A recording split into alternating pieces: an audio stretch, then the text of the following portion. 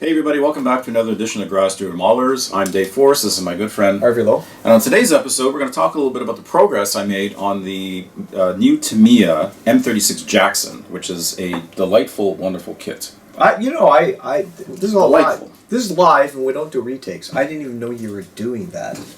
I didn't even know you got that far. Someone hasn't been paying attention. Okay. But no, I haven't. And to be honest, I started working on this and then I kind of put it away and then brought it back out, put it away. So it's kind of been back and forth. I know we're going to talk about in and out of production. Little goodies on that thing. Yeah, and so when I bought this kit, because it's a Tamiya kit, my intention was build it out of the box. Ha! Which largely I have. However, this is an open top vehicle, as you probably well know. And as such, there's a lot of plumbing inside the turret that doesn't. Obviously, Tamiya hasn't provided this, which is fine, which is very reasonable. So I decided to add some. And what I wanted to talk about today is a couple of things. So one, I think having references, and I think I might have shown these initially when we did the initial review of the kit. But having these references are fantastic. And I know maybe books have fallen out of favor, but having a picture, like this that shows kind of the wiring that I managed to replicate inside the turret. Now I didn't. It's not 100%. Look at that. But close enough, and it's kind of hard to see because it's been primed in black. Wow. Yep. So okay, you're gonna get to it, but these 3D are made for this kit?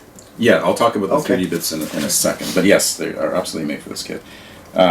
So having these books, and I picked this up for $10 at a used bookstore. I think it was at Army Outfitters actually here in Toronto, and they have a great selection of these Signal walk-around books. Hi, Dave, the owner. Dave Yorth. And they're usually about $10 a piece, so it's a great deal. And there's a wealth of pictures. So you can there's some pictures you can find online, but you're not going to find all of the pictures that are in these references. Yeah.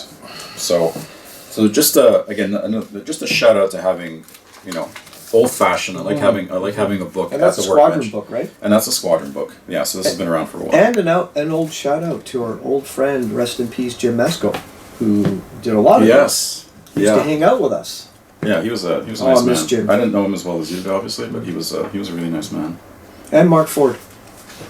Yeah, Mark Ford too. Wow, look at that. So there's all kinds of. So this is a book I picked up. I think I picked this up at the Nats. I think I picked this up from Andy's Hobbies. They had a pile of them for like $5 a piece. So I just grabbed a bunch. TM. Yeah, the technical manual. The Tankograd technical manual series. Oh my god! And again, there's great in action like action pics. So if you're thinking about, you get to see what type of, stowage and camouflage and whatnot. Well, not camouflage, but stowage. And then you have, detailed pics of the vehicle and aspects of the vehicle, the light guards and whatnot. And then let me just find this in the book here. While you're looking, I've noticed this change in form of squadron. Remember the central pages with the profiles? Yeah. They don't have them anymore. Not on the walkarounds, no. Oh, these are the walkarounds. Yeah. Okay. Well, maybe some of them I might be wrong on that. Don't quote me. But there's great pictures of inside the turret, right? Like you get the fire extinguisher. They label everything for you. You get the wiring. Now, there's a lot of variation, so it may not conform exactly to this particular variant, but close enough, right? And these pictures are great because you see where everything goes. You see the cabling. You see the wiring. Just helps, and just to add a little bit of realism. Now, again, I didn't do an exact replica because. Did you add these wires though? I did, yeah. Oh. Wow. Yeah, just using lead wire. Yeah. Right, so just easy. And I just tack them in place with. I use the quick setting glue. Where do you get the wire? Well, I just household hardware. It shows. I buy you can get them from vendors and whatnot. Yes. Different types of wire. I have quite a selection of wire. Look at those dollar stores. Sometimes you get the electronics with the wires. Yeah, they can be a bit thick, but yeah, the dollar store is a great. Yeah. There's hidden treasures in dollar stores. That's for sure. Anyway, so all I have to say is I think having photo references, and you can if you go to a show. lots of people are thinning out their collection. Yeah. So you can find all kinds of references very reasonably. And in fact, when I go to Hamilton this year, when we go to Heritage Con, Harvey and I are going to be having a table. Yep, come by. 2 tables. And, we're going to be selling off a bunch of stuff. So, for example, after I build this vehicle, am I going to hang on to this? That's true, eh? I might just sell it. I don't. Because the chances of building another 36, it's not one of my favorites. It's not like a Tiger, or it's not like a Stug, it's not like the only books I keep, I know I'm off topic, is the ones about like camouflage or, something that the references. Not on the specific vehicle. Yeah. And I have a lot of modeling books. Yeah. That I don't I buy them, I look at them, they're interesting for like 24 hours and then I never touch them again. Yeah. So I'll probably be selling a bunch of them. Anyway. All right. So just some pre-advertising. So it's the usual Tamiya that goes together like a glove, yes? Yes. So a couple of things. So what I did, I replaced, again, Tamiya with your grab handles, please, do something about your grab handles. They're terrible. They're solid. So initially I cut them off and I did them with wire. But then I found a 3D print set from a company called BSK, which, and you can find them here in Canada at ultracast.ca. Yeah. And you can also find them, B&A started carrying them now. And they have a bunch of detail sets for various vehicles. So I found the one for the Jackson. There's also a detail set from T-Rex for the M10, which again has at least a similar hull, and you can get, for example, these bolts. You can get these in 3D print. Not that I think you need to, but cutting them off the sprue and sanding them and getting, that's a bit of. So if you just want to no fuss, you can get the 3D print ones. The lamp guards, the light guards. But the BSK set is made specifically for this, and it has. I'm looking something up on my phone to show you. Keep going. So it has the lamp guards, and the nice thing is that the rear. So sorry, let me turn this around. I apologize, Robert, for making you bounce around when focusing. But so the front headlight lamp guards are pretty standard. So you can use any standard Sherman M4 set that'll have these. However. The ones in the back are a little different because of the sloped or the angled rear deck here. So the nice thing about this set is it has the specific set, and I think also if you get the M10 T-Rex set, it has those as well. But the other nice thing is that it has all of the grab handles. So again, I mentioned when I started building this before I got the BSK set. So you can see I've got the copper wire handles for this back plate here. And I did this, and I had them for the engine grate, but they weren't perfect. So when I got these, I decided I just snipped those off, sanded them flush very carefully, not to ruin the detail around, and then just cut these off, because then they all align properly. And then there's other details, for example, the spare track holders. This is an empty, so it just adds a little bit of variability to your vehicle. This fire extinguisher thing back here, and then there's a bunch of things on the rear part of the turret, the counterbalance or whatever. This is where they would store all the ammunition, where you have the machine gun holders and whatnot that just add a little bit finer. And what I found about the BSK set is that it's soft, so it's very springy, so it's a little bit easier to work with, but some of the details are so fine that no matter how careful I was, they broke. For example, the whole, you can see the holders here, they come, you can see the finesse of this guy here, the barrel holder here, compared to what you get in the kit. But in trying to remove these parts from the block, I destroy them. I have a question. Yeah. A sonic cutter? Can you see that on the camera? Yes. So I have the same problem, and I bought this. Oh, okay. Okay. But they're quite expensive. Can you see it? Yeah, yes. they are. I see it. Can you see it? Yeah. Okay. So I bought this on Amazon. I don't work for the company, but it is called an Overture. What is it here? No, that's not it. Here it is.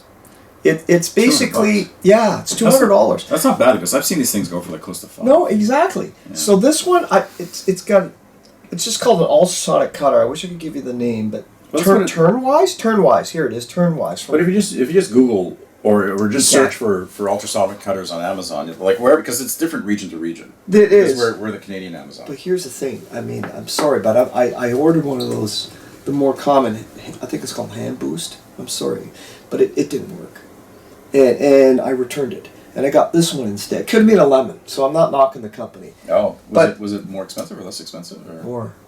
So this one was less. Oh, okay. So, And but this one works. In your yeah, experience. but here's the thing. You recommend this? Maybe we're gonna bring in and maybe give a demo. When you buy one of these things, and it's a knife that Yeah. that Vibrates, moves and yeah. vibrates, it's misleading because when you touch something to it, it's like it doesn't work. It's not cutting. But it does. But it's microscopic. You can hear it.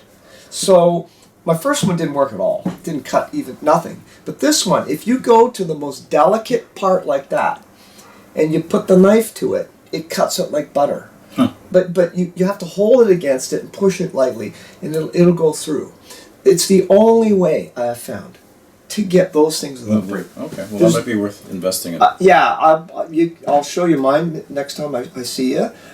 It's the only way. I have found no other way to cut these things. If you Okay. use a cutter, snap. Yeah. And I've heard you can put it in warm water. I've tried that. Doesn't work. Yeah, for some of the finer parts, no matter what you do. Okay, so maybe an ultrasonic cutter is the way to go. Yeah. Anyway, so I didn't have that. So And look what happened. Unfortunately. So I destroyed these parts. So I just decided to use the kit ones aren't bad. To be honest, like in all fairness to me, the kit ones aren't bad. And yeah, it just, I mean, this goes together. Well, the other key change I made, even though you don't have to, because it's a one-piece barrel and they give you this kind of slide molded end here. I decided to get an Aber barrel. Now this isn't made for this kit. This is made for the Academy kit. But you're right. It's not bad. no, it's not bad at all. But all you have to do is just cut a piece of the, or just remove a piece of the gun here, and just to get it to the right length, and it works absolutely fine. Do you prefer like metal over plastic? Like, is that why you always? Yes. Oh, you do. Yeah. Well, just because there's like the detail. Oh, on the Is- muzzle is or something. finer. Yeah. Okay. Fair enough. Yeah. But I mean, you're able. Like the nice thing. I mean, you're able. Like, you don't need that. Like this is an indulgence, right? But the muzzle or the whatever, I don't know if it's a muzzle brake, whatever you call this, but the cap at the top is just, there's more detail. Got it. Now, how do you prime this? I'll use. In the past, I've used. I'll just use like the metal prime, like that stuff you brush from on Tamiya? from Tamiya or Gunzi, whatever. That usually works. I use that too. I've had. In the past, I've used Future because it's a little bit tacky. Yes, and it sticks. yes. You do have to prime it, I found. Yeah, you have to do something to it because otherwise the paint just comes off. I also use fine sandpaper and I rough it up. Yes, that's good. Yes, that's true too. So I'll probably just take a little bit of fine grit just to give some, just to give some texture to this, so that everything has a better chance of biting. Okay. But it's I mean, to me, a lovely kit. I was in France recently visiting some family, and I got a chance to go to the Park Museum, which is just outside of Strasbourg in a town called Wonsano, and they had and maybe I'll put the link to the museum in the description. But I wasn't expecting much from this museum, and it was fantastic. They had a lot of I think they had like over 400 vehicles. A lot of them were like French origin, like they had a lot of French trucks and whatnot, and guns, which was interesting. But they also had what looked to be a running M36. So they had all of the tank, like the American tank. They had the M10 Wolverine, they had the M18 Hellcat, and then they had the Jackson. And so I took a bunch of pictures of some of the details. And that was, so that was nice. So I'm kind of using those pictures as references of where they would put some of the stowage and whatnot on the sides. And then, but Tamiya, again, out of the box, like great. Like they give you stowage, like in the pictures I've seen. I don't think I'll put anything on the back deck, but often you see stuff hanging off the side of the turret. Like that. Exactly. So I'm gonna do that with. Again, the packet or the stowage packs that they give you in the Tamiya kit are good. But Sol Resin is releasing some. And I think I'm going to use those. So they just look a little bit finer, and they have nice straps, and they hang off, and it's made for this kit. So that's probably the last bit of aftermarket I'll put on here. But now it's at a point where I've got to paint the interior. What color? I'm going to do it all olive drab. I was debating before I do some of it white. Do I do some Including in there?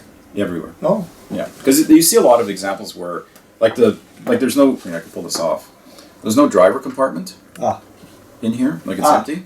So typically, here forward would be white. Yeah, that's right. Right, just because they would keep the interior light because you can see. It. But anything that was visible from the outside is olive drab. So I'm just going to paint everything olive drab, including the sponsons on the side with the ammo racks. I think I'll just do that. So does somebody do an engine for this? I'm looking it up on the web. I don't know. I haven't seen it, but I haven't looked for it either. 35th. But yeah, I don't know if it needs an engine. Jackson engine. But these were aircraft engines, weren't they? Yeah, I think so. They were radial. Right? Wasn't the Sherman I think so. Something like that? Or it was a radial engine anyways. Yeah, I think it was a derivative of an aircraft engine. I can't find one, but maybe somebody on the internet knows. Somebody smarter than us will comment on this, I'm sure. But yeah, so again, a lovely little build, a little chance for a little bit of detailing. And again, you put the tracks on, you wear the tracks after. Well, these ones I pull off. Huh? What do you mean pull off? Oh shit! Oh, I can't say that on the TV. Yeah, you can. Sure. But you're still left them on the wheel, so you weather. Yeah, but at least I took your advice. I like that. Yeah, it depends, right? Here's an opportunity. Oops. Yeah, because here's an opportunity where you can kind of have the tracks off, and so you can get inside. Yeah, and that's good enough. That's nice. And then you're assured when you build them together, the alignment's all there. Yeah. Because I find if I build the wheel separately, the glue is a pain and it's off. That's a pain. Are these rubber? Yes, okay. I believe they are. Yeah, don't quote me on that, but I believe they're rubber. They're standard. I think they're the standard M or T48. So that's the nice thing about the Tamiya is that it comes off. It's got the poly caps. Yeah. So it goes on very easily. Just take them off, handles. right? Just the grab handles. And I can paint it, and the engineering's perfect. So it's not like, hey, when I put this together, when it's painted, I got to worry about do I have to glue it and sand? Yeah, no, it's fits perfect. Well done, Tamiya. If you could just do something about those shitty grab handles, it'd be amazing. So, and we'll talk a little bit about grab handles in the next episode. Okay. But So anyway, so that's where we are. And when we make some more progress on it, we'll do another video on that with some photos. So, anyways, thanks for hanging out with us. We'll see you in the next video. Take care, everybody.